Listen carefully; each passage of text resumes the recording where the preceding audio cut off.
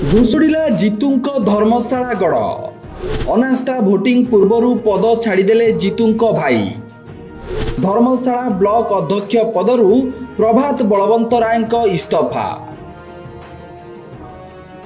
गत साधारण निर्वाचन रे जाजपुर जिल्लार धर्मशाला आसन बीजेडी हाथरू जाइतिला।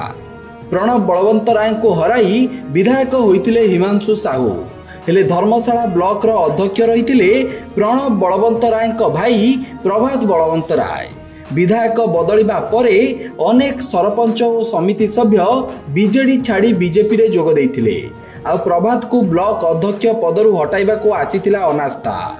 आसंता 22 तारिख रे अनास्था पई भोटिंग हेबार थिला। हेले यह पूर्वरु आज निज पदरु इस्तीफा देइछंती प्रभात बलवंत राय। से तांको इस्तीफा पत्र धर्मशाला बीडीओ को निकट को पठाइछंती। प्रभात को इस्तीफा सहित धर्मशाला ब्लॉक विधायक लिकु साहू को कब्जा को आसीछि बोली कुआ जाउछि। सेपटे इस्तीफा देबा परे एक वीडियो जारी करी प्रभात कहिछंती धर्मशालार समस्त पंचायत प्रतिनिधि और सेमानक परिजनक सुरक्षा दृष्टिरू मु आज अध्यक्ष पदरु इस्तीफा देइछि।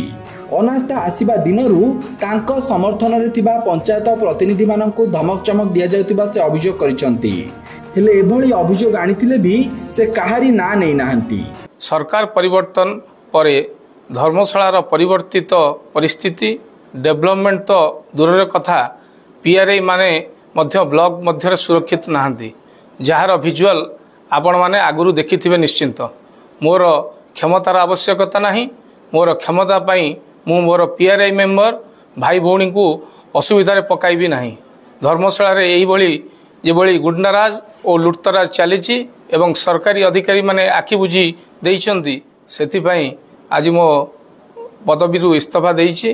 जेउ बेले भावे धमक दिया जाउछि कोउठी घरे पसी माड़ा मारिबा हेउ जीवन रे मारिदबा धमक हो कार घर भांगी दबा हो कोउठी माँ पुअर झगड़ा तो कोउठी बापा और पुअर कोउठी स्वामी स्त्री तो आउ कोउठी चाकरी नेबार बा बदली करिवार धमक कहार बेपार और ठिकादार बंद करिवार धमक मु केबे चाहिबी नाही कि मो पाई मो पदवी पाई आम पीआरआई मेंबर भाई भौणी मानक तांको परिवार क्षति घटुची सेति पई मु आज मो अध्यक्ष पदरु इस्तीफा देउची। Bureau report Satyapath news.